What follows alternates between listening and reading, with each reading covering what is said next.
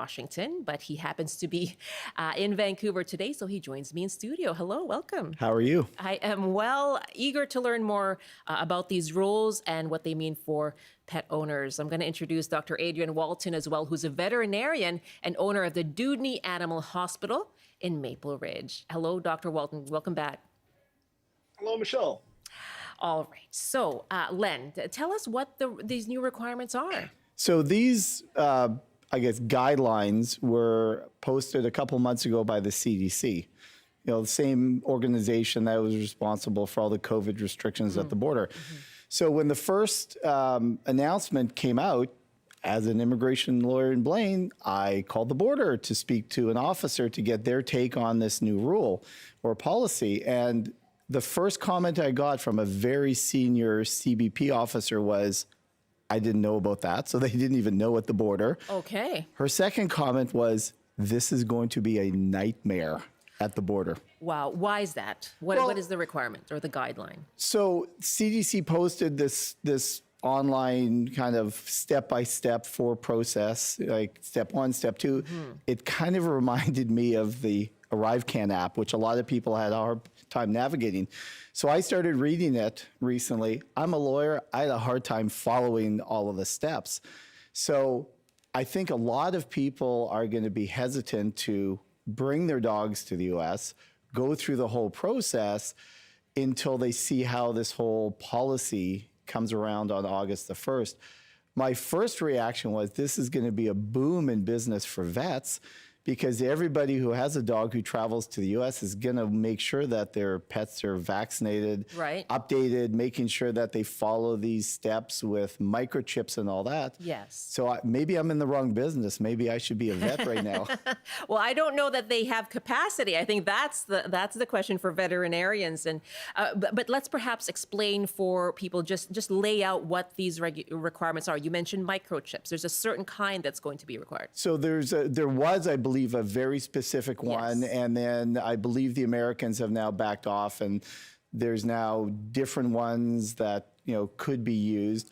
The dog has to be more than 6 months old. They don't want any puppies coming down. You have to take a picture of the dog's face and the body. So I was laughing, thinking, some people, if they're going to be a little funny here, they may, upload like Scooby-Doo's picture just to show to the officers. So there's these step-by-steps, and then you have to do the form. You have to do it 2 to 10 days in advance after yes, you've seen your vet. All of these steps, a lot of people are just not going to want to do it. Well, let's bring in Dr. Adrian Walton. To your understanding, what is behind these new rules? So when COVID hit, we had a large number of people needing puppies. The COVID Right. puppies was a huge issue for us. And so we had some very unscrupulous people sourcing puppies from various parts of the world, where we only used to get a few thousand dogs from other countries. All of a sudden, tens of thousands were coming in. We had a lot of these dogs coming in from countries where they still had canine rabies, something that we completely eradicated in North America a long time ago.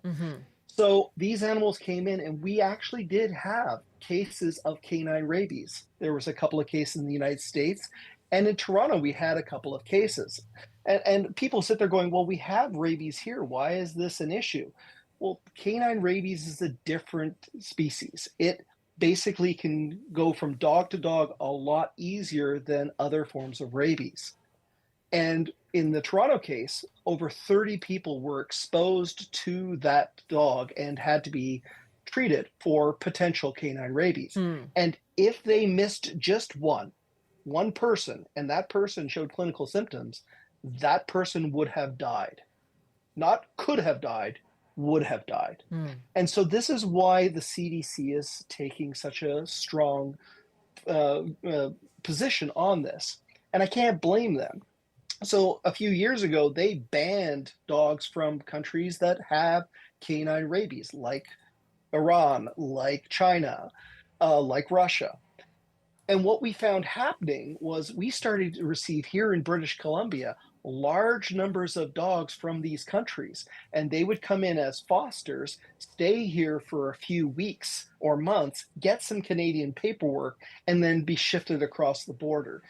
And so there is a reason the CDC is taking this seriously. The problem is they have done this very broad blanket that affects all Canadians. And I hate to tell you this, I don't want to be a paper pusher. That's not why I Hmm. became a veterinarian. And I've got 3 people coming in today for me to sign off on paperwork and check a microchip. 3 appointments where I would rather be dealing with a sick dog because, let's be honest, You're right. we have a shortage of veterinarians in British Columbia and Canada. And we've heard about that repeatedly, right, over the last year. And as you say, especially since the pandemic.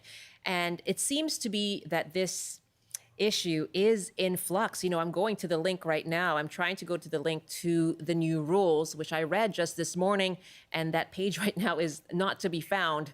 The page you were looking for has moved, so I'm trying to navigate that right now. But So are we. I imagine so, because Are things are we? changing, right? And yes, today the Canadian Veterinary Medical Association issued its statement. They say they share significant concerns that have been raised by veterinarians and dog owners regarding these upcoming changes.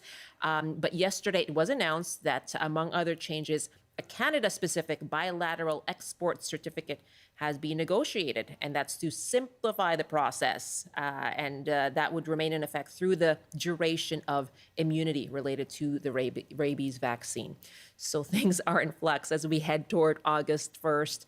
And we heard there from Health Minister Mark Holland, who's saying maybe perhaps there's some room there, because this was something that was new to him, that came as a surprise. And we're asking you, if you're a dog owner, if you like to, or a dog parent, and you like to head down to the US, have some plans in place, how does this affect you? Are you someone who's trying to make an appointment with a veterinarian like Dr. Walton? And do you think these rules are necessary? 1-800-825-5950, 604-669-3733. You can hit pound 690 on your cell phone. Birdie is joining us from Blaine. Hi, Birdie. What do you think? Actually, I'm not Birdie. I'm Birgit. Hi, Len. This is Birgit and Ian. How are you? So Pardon me. What was your name? it's Birgit. Like it's like Birgit, but it's Birgit. Biaget. Hi, Biaget. My apologies for getting your name wrong. Don't worry about it. It sounds like Len Saunders then. Small town Blaine, Yes, right? we do. Yeah, well, we've also been on the news during COVID, my husband and I. So anyways, so now we're to the dogs. And we have 2 Canadian dogs that have been vaccinated. And we've got proof of vaccination on each of our cars against rabies for, as long as we had them. And I don't understand why this proof is not sufficient for us to cross the border. And we cross the border a lot. The dogs are Canadian. I'm a Canadian citizen and a American green card holder. My husband's American. And we have a lot of connections to Canada. We go back and forth all the time. Mm-hmm. And yeah, I have got proof of vaccination on my car. And in these 15 years of crossing, I've been asked twice. So What have you I been don't asked? understand. Twice, well, to show the documentation for the dogs. Okay. And we always have them in each car. They're always updated, like responsible dog owners do. And I don't understand why we have to go through this hassle, switching now veterinarians too, because what my husband said, it's going to be way more complicated to have a Canadian veterinarian sign off the papers. So, yeah, I don't understand why this complication for dogs. I mean, there should be an exception for Canadian dog owners, I feel.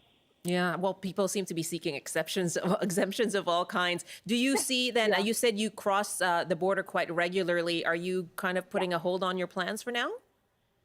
No, we're just trying to face those papers. And what Len said this morning, too, is the 4th step. And, we're not legally educated. I'm a physiotherapist. I don't deal with paperwork Sure. like that. And even Len said it's kind of a pain in the neck. And so it is. And I don't understand why I agree with this veterinarian. He should spend the time in doing something useful and not having to fill out or sign off documentations. That's, for me, I don't understand that, because for me, for Canadian dogs or for American dogs, it's not an issue.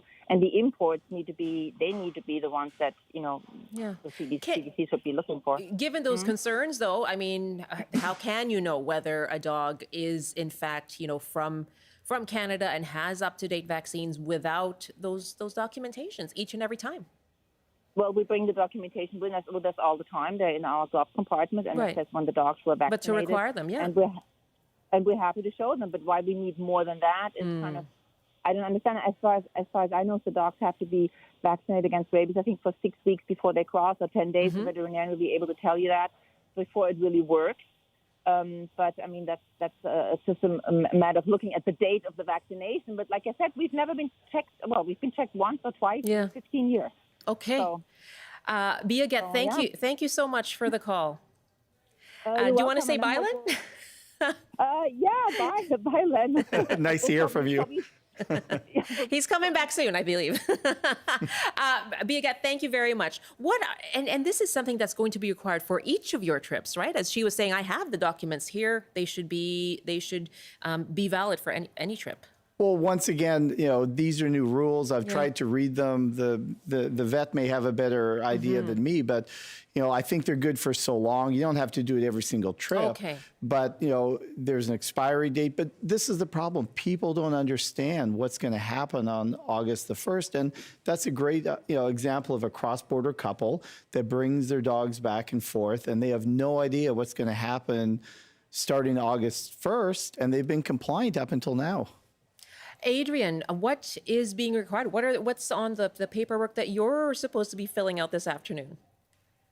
Sure. So the first thing is the dog has to be a minimum of 6 months old. And I'm okay with that because that's going to actually stop a lot of problems with people crossing the border to get their dog's tails docked or ears cropped, which is completely unethical procedure in Canada, at least in British Columbia. So that's a positive because you kind of wait till the animal's at least 6 months of age before you know that the vaccines are going to be effective. Okay. The other thing that is required is that the animal has to be microchipped, and technically, according to the paperwork, has to be microchipped before we give the rabies vaccine, which we don't entirely know how it's going to work out, but we're concerned that we may have to over-vaccinate dogs to make sure that the microchip before the vaccine is effective. So it could be that the dog was vaccinated last year with a 3-year vaccine, but wasn't microchipped. So we then have to repeat the vaccine to this year to make sure that we're compliant. And we have concerns about that. One thing I should mention, because they did mention this, we also have concerns. We have seen falsified veterinary records and rabies certificates on imported dogs. So that lady's idea that we should maybe be looking outside of Canada and restricting those animals coming in, similar to what the United States is doing, and then kind of having kind of a open border because we share the same rules, may be the way we have to go. Okay. And again, the Mark Holland was looking for and has said the U.S. will introduce a specific form for Canada that will allow a dog to enter and re-enter the U.S. for as long as that rabies vaccination is valid. So that, he says, is something that would be specific to Canada. Now, asking you, what are your thoughts on these new rules for crossing the border with your dog? This is something that's being brought in by the U.S. Centers for Disease Control as in an effort to put a control the spread of rabies. But we're hearing concerns from dog parents and from veterinarians as well as to the extent of the concern around rabies when it comes to dogs from here in Canada, and as well the kind of workload that this puts in place for vets and what this means for you crossing the border with your dog. And Bob is calling us from Victoria now. Our number again is 1-800-825-5950, 604-669-3733. Hello, Bob. Hi. We have crossed the border. They always ask you questions. We actually crossed in Manitoba a couple of years ago, and it was a very quiet border station. From Manitoba? Yeah. I then learned you really want to cross the busy border section because the border people don't have the time then to do whatever. Okay.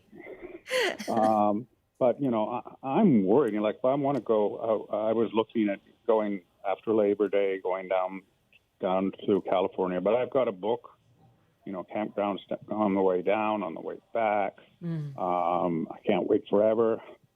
I'm worried I'm going to get to the border and somebody is going to,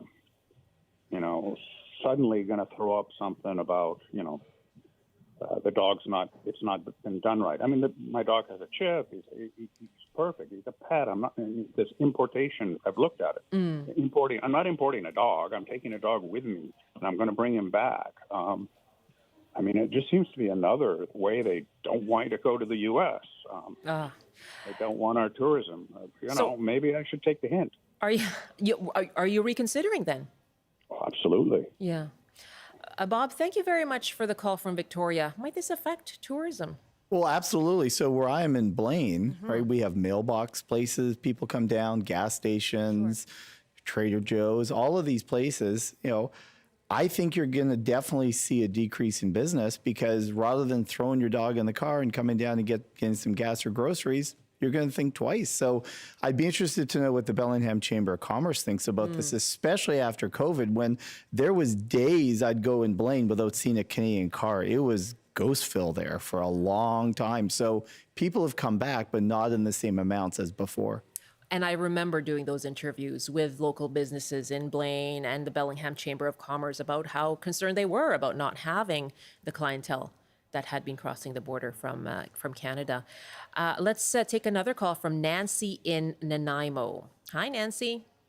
Hi. Yeah, I'm really worried about this because I have a boat that I keep in Point Roberts, and I have a dog. He's an 8-year-old dog that I actually picked him up in Costa Rica, but he lives in Canada with me. And I take him across the border all the time. And does he have all the vaccinations and everything like that?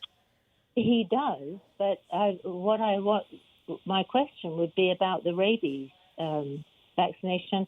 I thought they just had to be vaccinated once in their life. Do they have to be vaccinated regularly? Okay, good question. Yes, Dr. Walton. Yeah, that totally depends on which part of the country you're in. If you're here in British Columbia, because the only type of rabies we have here is bat rabies, we can get away with every 3 years. So you do a vaccine as a puppy, you do the 1-year booster, and then it's every 3 years after that. But if you go back east to the Toronto area, there's a lot of rabies there. There's fox, there's raccoon rabies, there's skunk rabies. And in that area, the recommendation is that your dog be vaccinated against rabies every single year. Because as I mentioned before, this is one of those diseases that if you get it and you aren't treated early, it is a death sentence. Wow. And something else that you said earlier about the rabies vaccination should be done before they're microchipped.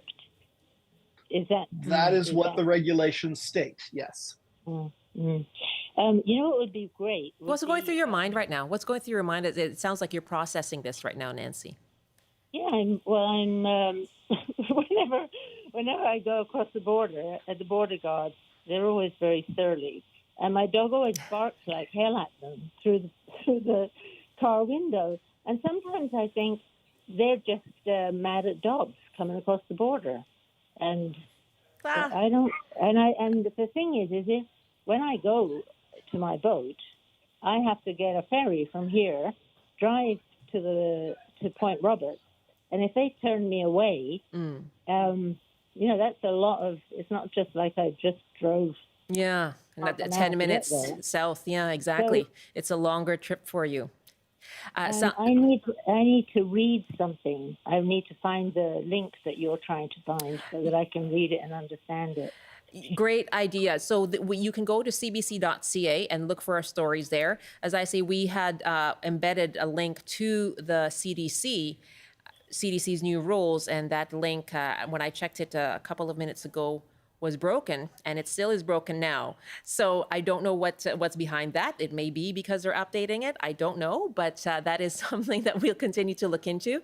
But Nancy, as you say, it's quite a long trek for you to get to the border, and so this may be something you'd have to keep in mind for sure. Interesting. She says, she comes across surly border staff and border guards. I suppose they're just doing their job, right, Len? Well, they're not the welcoming. They're enforcing the law. You want a big welcome sign? It's funny what you were saying though, that you couldn't get onto the site. It's probably crashed the CDC site could be because as of all well. the panicking Canadians That's right. looking up the regulations. Just hitting refresh. Kathy wrote us an email. Your veterinary guest said something very interesting. Canada allows foreign dogs from high-risk rabies countries, certifies them with Canadian paperwork, and ships them off to the U.S. Canada needs to tighten its rules. And so, Adrian, if the concern is rabies, what would be a more effective approach then to ensure public health and public safety? So I should update that a little bit. So Okay. the United States did ban dogs from those countries. Right. And for about a year and a half, Canada still allowed them in. Canada has put in a ban to those countries as well.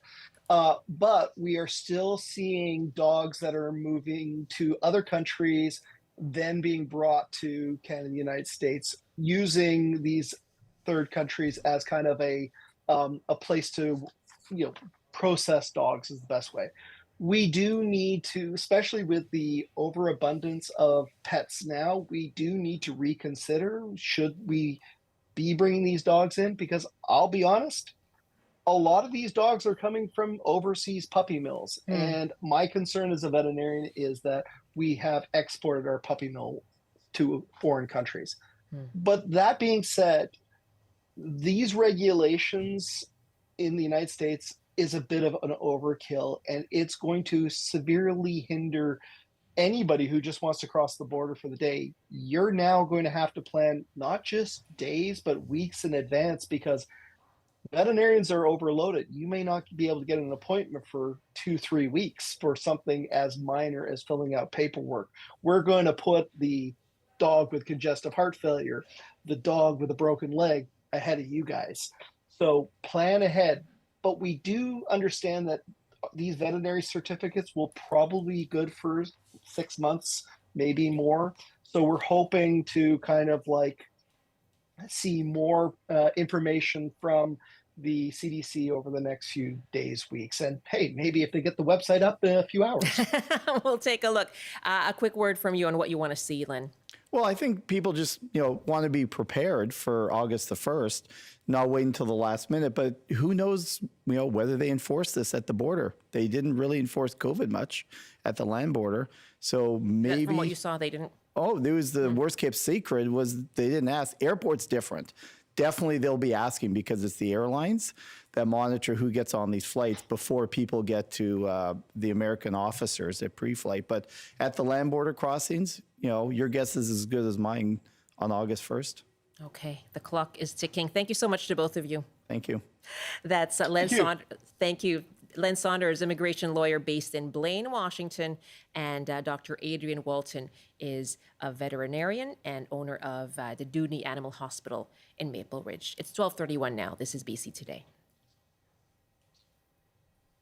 Let's hear more from Health Minister Mark Holland. A couple of important changes that we have been able to extract, but they're not enough. In the first order, we've gotten very positive indications. We're waiting on confirmation that there is going to be a grace period where folks are given a warning at the border for the first couple of months so that they don't just have this policy jumped on them. August 1st is very, very close. In the second order, the CDC has removed the requirement for CFIA to validate independently the veterinary certificates. That was going to be a massive problem for us administratively. They've removed the requirement for a specific ISO microchip and now are accepting any type of microchip that works, sort of modern microchip that people would have in their dog. And they're allowing a Canadian-specific form that will be valid as long as the rabies vaccination is valid. Unfortunately, there are some things that the U.S. is still requiring. For any crossing now, they're going to have a CDC-specific form that you have to use every time, where they're going to have to, and I just pick on my dog Bala, So if I show up at the border with Bala, they're going to have to look at a photo and look at Bala and be comparing, is Bala the right dog? Just frankly, I don't think this is a good use of border officers' time. So there's a lot of issues at the border, whether or not, my Maltese is another Maltese, and having a border officer figure that out, I've said to the Secretary, doesn't make sense to me.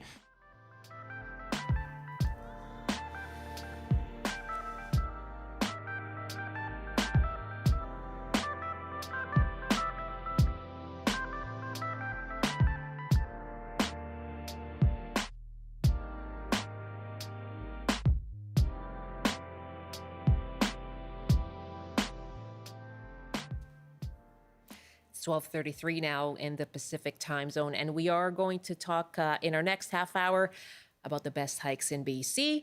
We'll take your calls on that and ask you what is your favorite. And of course, we want to be fire smart as we go out and enjoy the weather and the forests around our province, because wildfire activity is picking up. We'll give you the latest on that as well. That's coming up after this CBC News Update with Robert Zimmerman.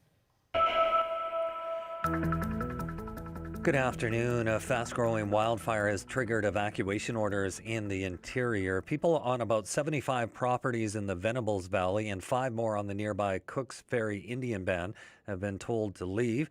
The BC Wildfire Service expects the next 72 hours will be very challenging, with strong winds and more heat in the forecast. The federal government says it has launched what it calls the largest conservation campaign in the country's history. Environment Minister Stephen Guilbeault says the key element of the campaign is conserving and restoring nature. He says the country is investing almost $90 million in 10 different projects. And BC Conservative leader John Rustad released the party's healthcare platform today.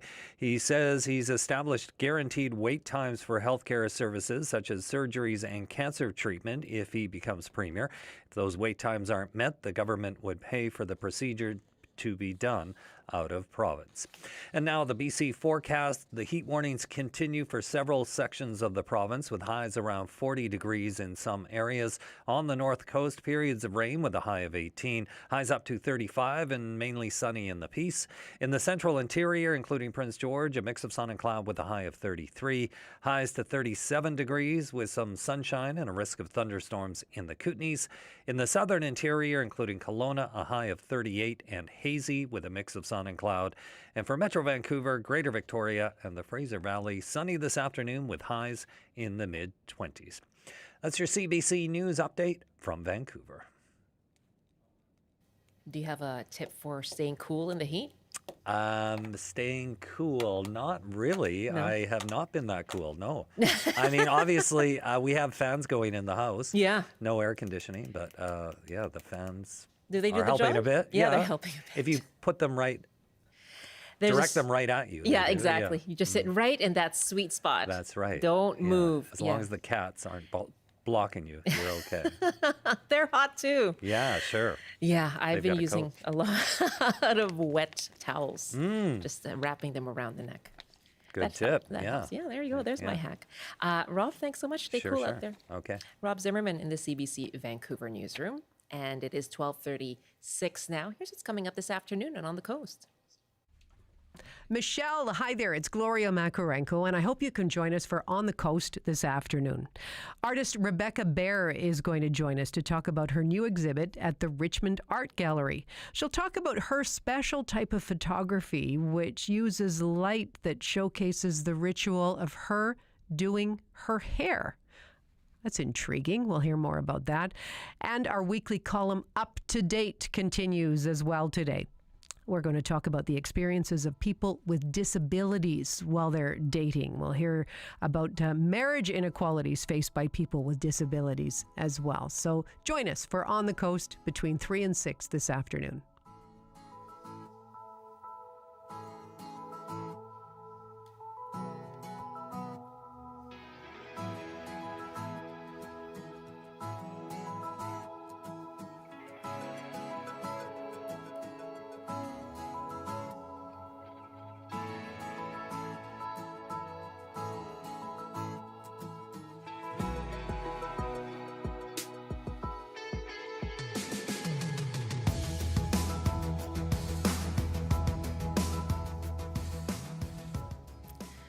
Well, new wildfires are picking up in BC's interior. In the Shuswap, an emergency operations center has been set up in response to a number of new fire starts.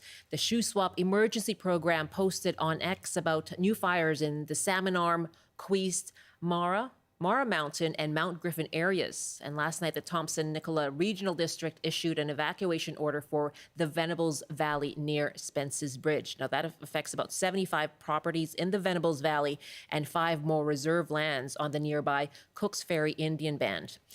And that's due to a fire burning about 7.5 kilometers north of Spence's Bridge. It's the Shetland Creek wildfire, and as of this morning, it's now at 5,000 hectares. Mark Greenberg lives in Venables Valley and is part of the community-based fire team. It's absolutely roaring. Venables Valley, west side, fully engulfed, consuming everything in its path, the whole valley.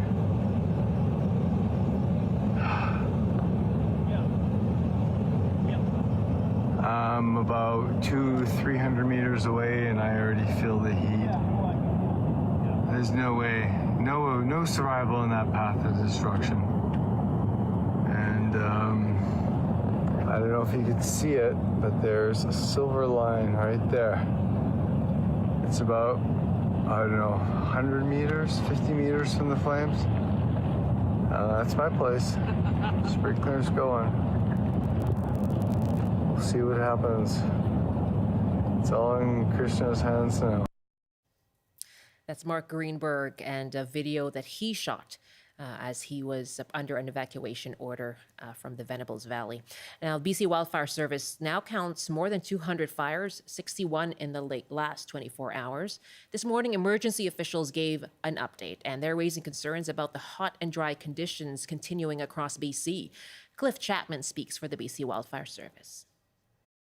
For all of British Columbians, my message is be diligent. We are going to see lightning. We saw 1,300 lightning strikes yesterday, many of which started fires in the Southeast Fire Center, and we'll pick up more today. With lightning, we're also going to see wind, and so we need everyone in BC to do diligent. And if you're on an evacuation order, please leave so that we can do response in that area.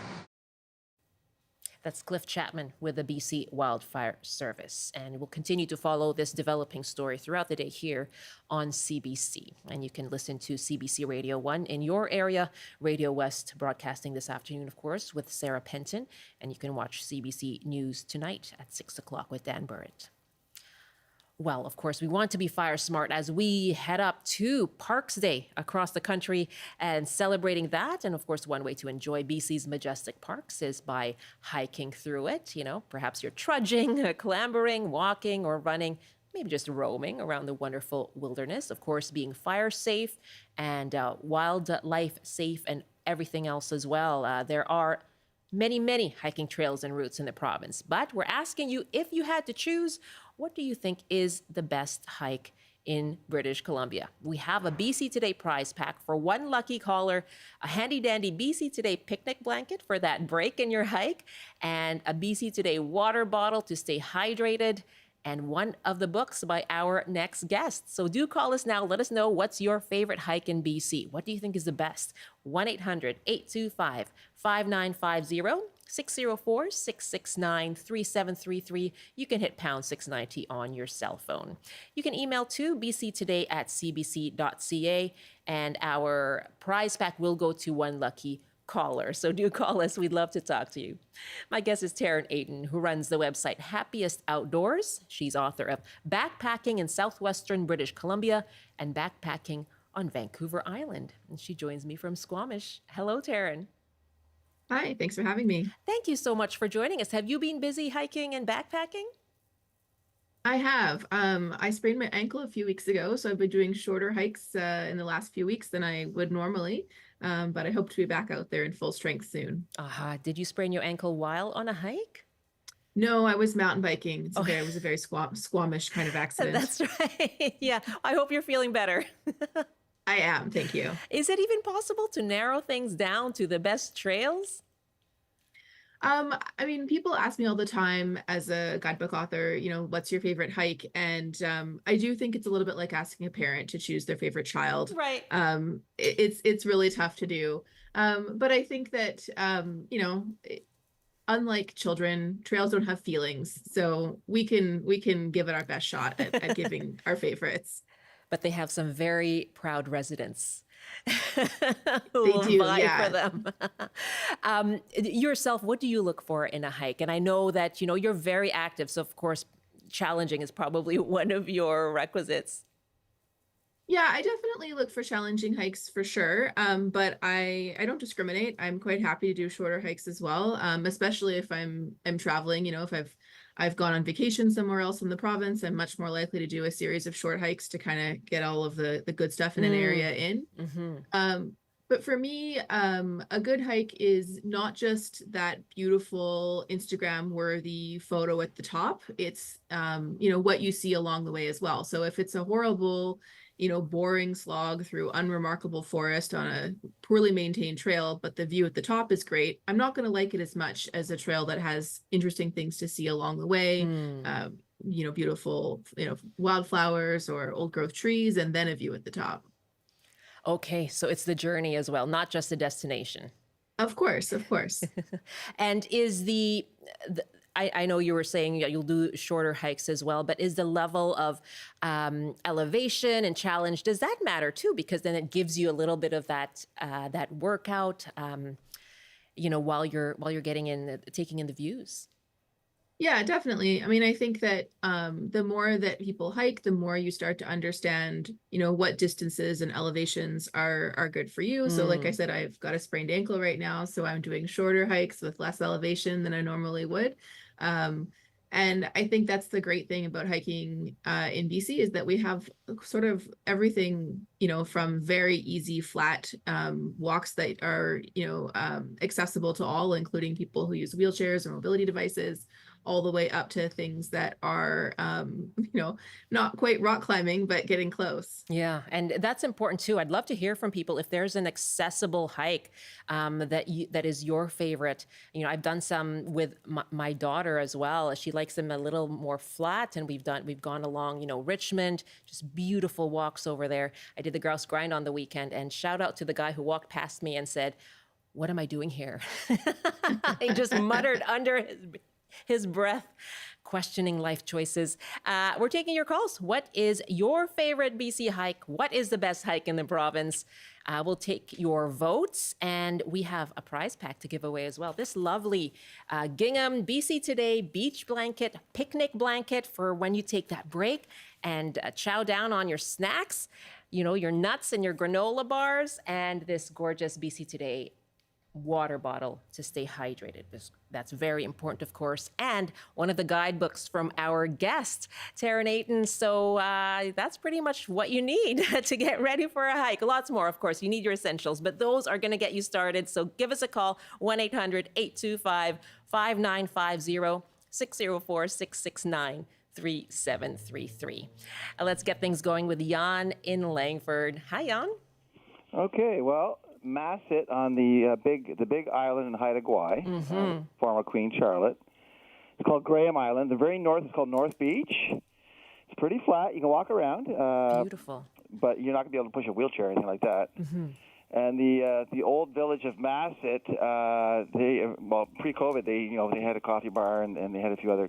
You can buy some excellent Haida gifts. I was just up there a couple of weeks ago, and still pretty fantastic up there, even post-COVID. They're starting to recover, so. Yeah, a little bit cooler probably up there too, huh? Yeah, but the sun shines every once in a while, and you can see Alaska from the North Beach. Yeah.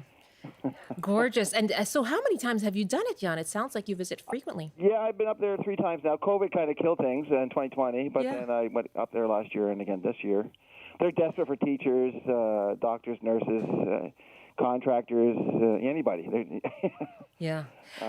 So I like to get back into teaching again. So you don't have to sell anyone on the beauty of Haida Gwaii, but let us know why you think this is the best in BC. Well, like you say, the weather. People think it's wet and dreary, but no, It's coolish when it's overcast, but when the sun comes out, it's absolutely delightful. It gets nice and warm. And you've got the ocean. It's incredible. It's like Haida Gwaii in Canada. It's like Hawaii, rather. Excuse me, I'm trying to say Hawaii. Canada's Hawaii. That's what it is. Jan, it sounds like you're planning a move up there. Only after I win the prize. Well, thank you so much. Great to hear from you. Bye-bye. That's Jan in Langford. Robin is up next in Victoria. What do you think's the best hike in BC, Robin?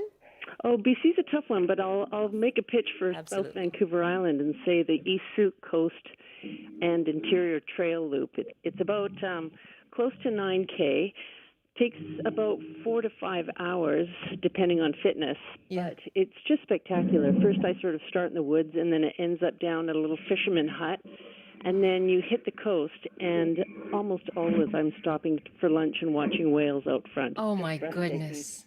Yeah. Oh, that sounds like just a fantastic 4 hours. It really is. And you look across the Strait of Juan de Fuca to the Olympic Mountain Range, and it's just spectacular. Oh, Robin, yeah, you've got me sold. I've been to Souk. I have not done this hike. Taryn, are you familiar? You know these hikes, yes.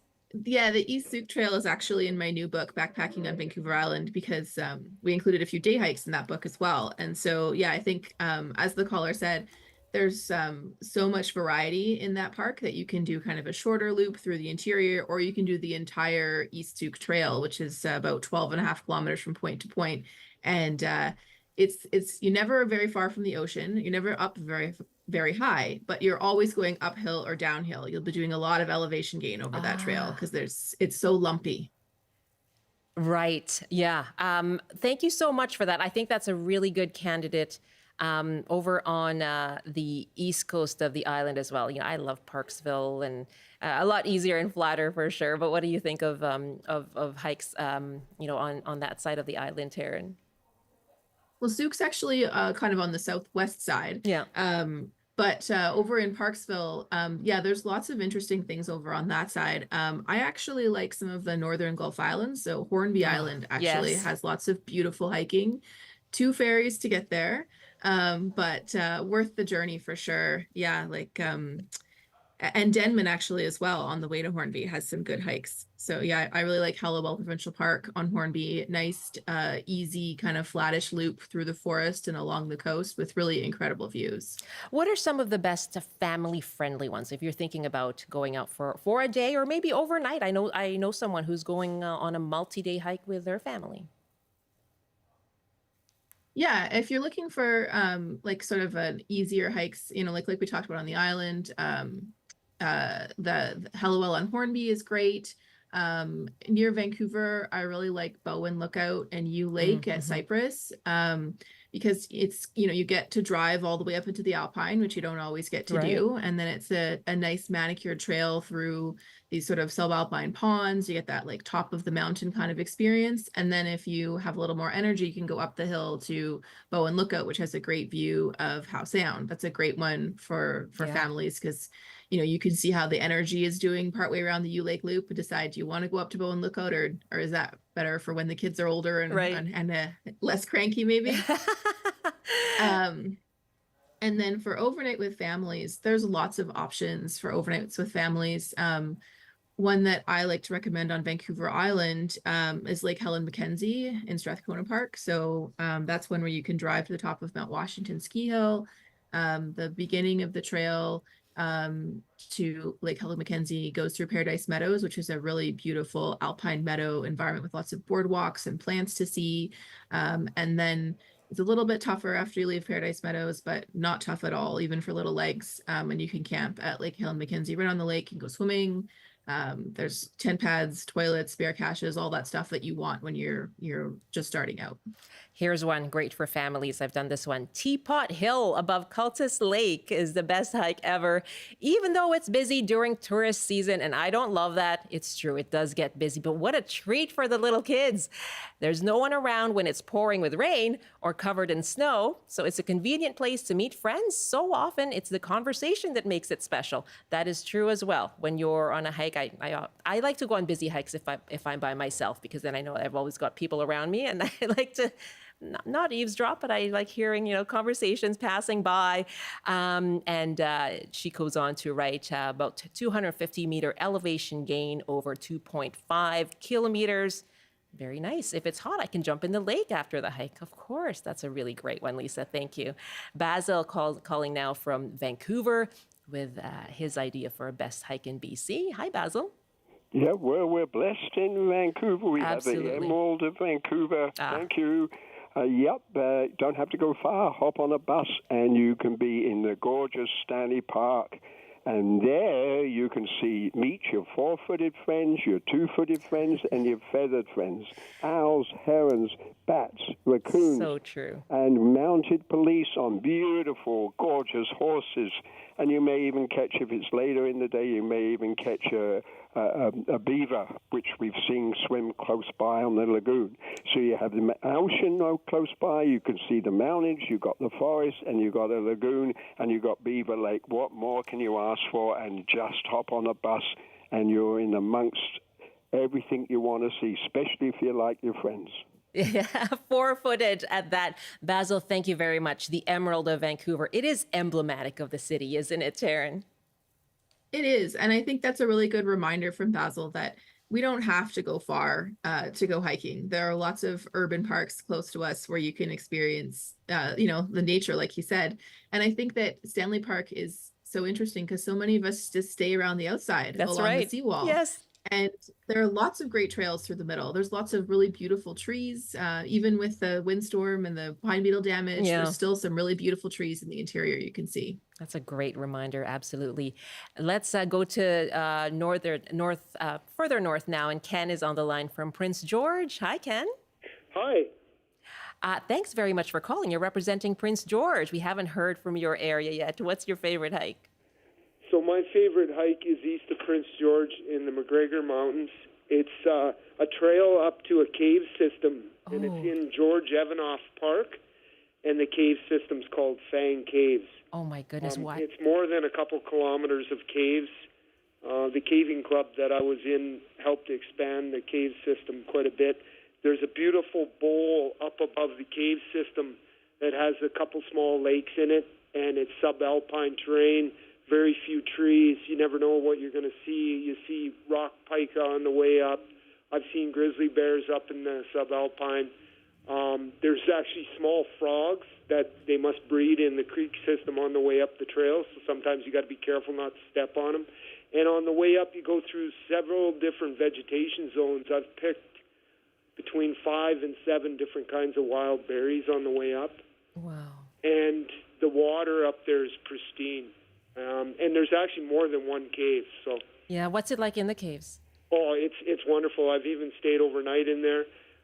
It's almost a constant 7 degrees above freezing. So when we went up one year, it was 24 below outside. We went up on snowshoes, and it was 7 above inside. Wow, I feel like you've taken me along the hike with you, Ken. The place is stunning. When you get up in the subalpine and you look out over the McGregor mountain range, it's hard to believe you're only like a couple hours out of Prince George. Yeah. Amazing. And thank you for all your work with helping to maintain those caves as well. Thanks for the call. You're welcome. Let's quickly go to Michelle in Squamish. I have a couple of minutes left, but Michelle, do go ahead. So it's not the best, I would say, but it's definitely one of my favorites. And I actually found it in Taryn's recent book that she put out, but it's the Sultry Bay Loop. And I didn't even know about it. It's right close to Pell River, but it's like a 3-day, very like a blue, terribly hard. We did it with our whole family, and we could bring our dog, which was amazing. Mm-hmm. And they've got these huts. If you want to stay in huts, we just tented. But it's so beautiful because you walk along the water for a bit. You've got this freshwater lake on day 2, and we were the only ones there the day that we got to the lake. And then the last day, as you're hiking out, you have these sweeping views of Jervis Inlet, and it just kind of, ticks every box for us. It was like we could do it with our family. We could bring the dog. We weren't driving really far because I'm in Squamish, so it was, like 3 or 4 hours to get there with ferries. But it was just such a lovely, it's the perfect for us, perfect family backpacking loop. That is such a great suggestion. I might put that on my list, Michelle. Thank you. Says Michelle in Squamish, where our guest Taryn Ayton is. I have just 30 seconds, Taryn, but something you want to leave people with? Just a thought? Yeah, I think that the most important thing to remember when we're out hiking is that if you are, if you're on a trail and you're walking or moving your body, you're in the woods, you're hiking. So I know that a lot of people get intimidated by the idea that it needs to be hard or it needs to be far or it needs to be remote. And I think that we just need to get out in nature and enjoy ourselves in whatever way makes the most sense for us. Sounds good to me. I'm encouraged already. Taryn, what a pleasure. Thank you very much. Thank you. Taryn Ayton runs the website Happiest Outdoors.